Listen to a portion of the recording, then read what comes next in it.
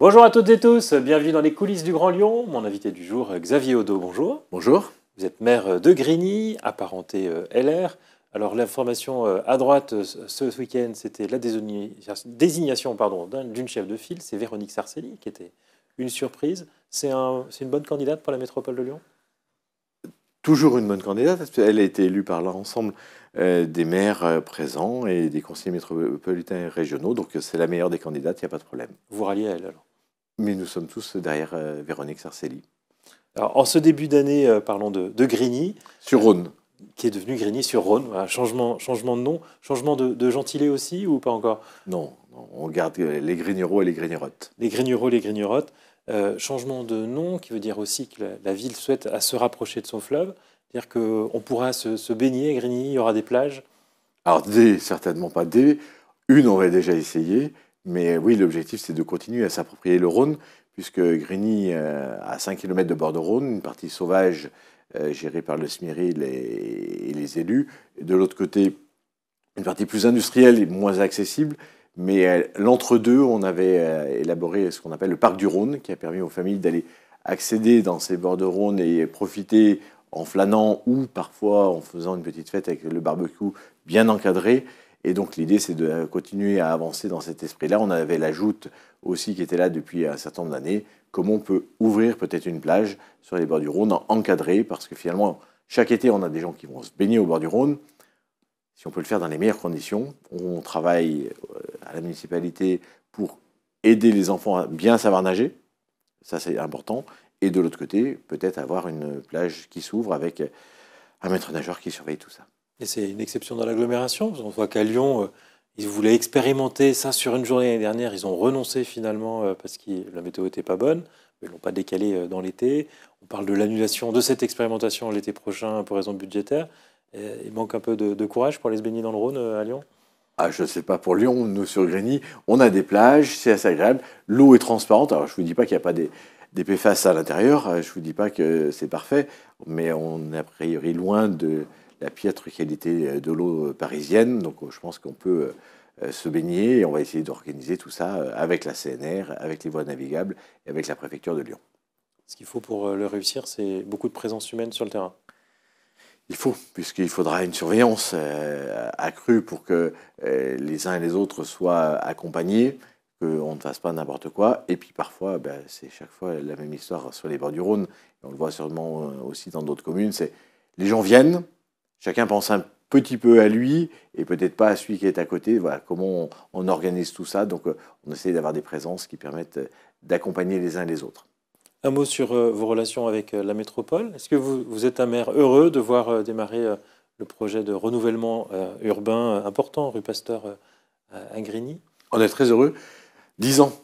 Ça, on a commencé il y a 10 ans avec la métropole de Gérard Collomb, puis avec David Kimmenfeld, et puis il y a eu un temps d'arrêt et ça a redémarré. On est plus ou moins d'accord sur la densification. On avait un petit décalage avec la métropole de Lyon. Il y aura 30 logements de plus que ce qu'on avait prévu, mais les travaux démarrent. On va entamer les démolitions. Les premiers garages ont été tombés. Les premières voiries sont percées pour faire les nouveaux égouts. Donc voilà, on est content. On est sur une belle dynamique. Les personnes qui habitaient dans des bâtiments qui étaient de piètre qualité ont été relogés. À 92% ont été relogés sur Grigny. Donc pour ceux qui voulaient rester sur Grigny, ils ont pu rester sur Grigny. On est très heureux. Maintenant, on passe à la phase active et ça va prendre pratiquement 2 ans juste pour les préparations.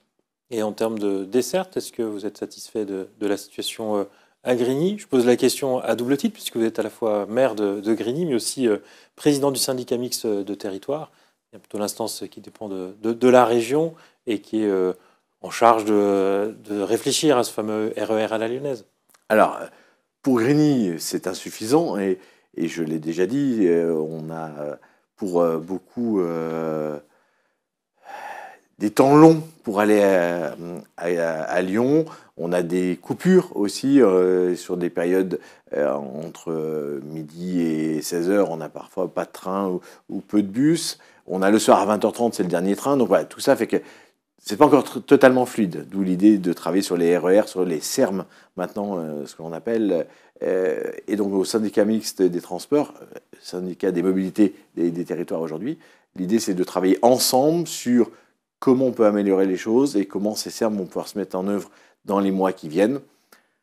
Le SERM, c'est RER, ça veut dire ferroviaire, mais ça veut dire aussi d'autres mobilités, comme les bus à haut niveau de service, comme des trams, comme le covoiturage aussi. Donc comment on avance sur ces différents types de mobilités qui vont nous permettre, à la deuxième couronne, voire plus loin, les communautés de communes environnantes, que ce soit la Copamo, mais que ce soit aussi la communauté d'agglomération de Vienne ou la CAPI, d'avoir des mobilités qui permettent de rentrer dans Lyon dans une période où, on le voit bien en ce moment, hein, avec la pollution, la ZFE se met en place.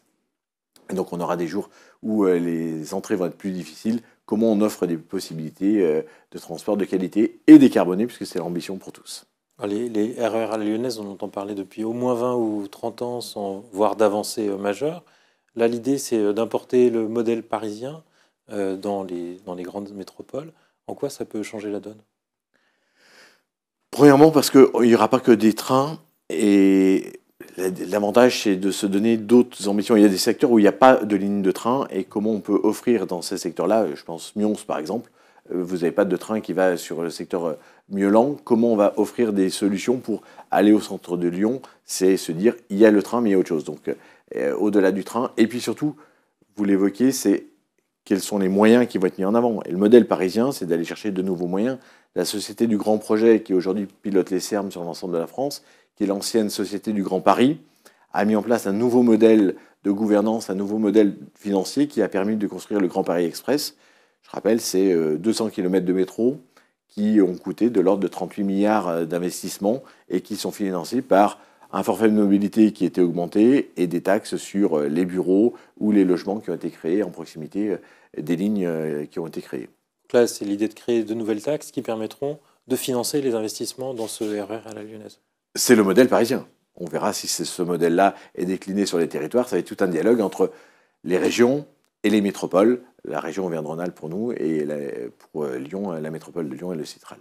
Et du côté de la région, vous êtes prêt à assumer ces nouvelles taxes pour financer le développement du RER à la lyonnaise? La région est prête à accepter un versement d'un forfait mobilité qu'elle n'a pas jusqu'à maintenant et qu'aujourd'hui elle finance sur son fonds propre sans avoir de financement qui intervienne du côté du forfait mobilité. Donc il y a tout un travail à repenser là-dessus. Ça va être l'objet des premiers mois de la préfiguration construite par la SGP et les différents partenaires. On entend beaucoup les écologistes à Lyon dire, dans la métropole, dire quand il y a un projet d'aménagement lourd, il faut aussi qu'il y ait des constructions autour de ce projet. Est-ce que dans la logique du RER lyonnaise, on pourrait entendre les mêmes choses, c'est-à-dire, OK, vous allez avoir une meilleure desserte dans votre commune, mais dans ce cas, il faudra construire? Il n'y a pas de corrélation directe, puisque d'un côté, la construction dépend des SCOT, pour Lyon, le CEPAL et d'autres, pour le SCOT lyonnais, etc., de l'Ouest lyonnais. Donc la construction, c'est les SCOT, les SERM sont les mobilités. Aujourd'hui, il n'y a pas d'instance qui dialogue l'un avec l'autre et qui obligerait l'un à l'autre. Un mot sur un sujet qui tient à cœur à Grigny, c'est la création de classes inclusives. C'est un modèle dans l'agglomération. Une commune peut s'engager sur ce terrain-là, a les moyens de le faire? On essaye. On n'est pas seul, il y a l'éducation nationale.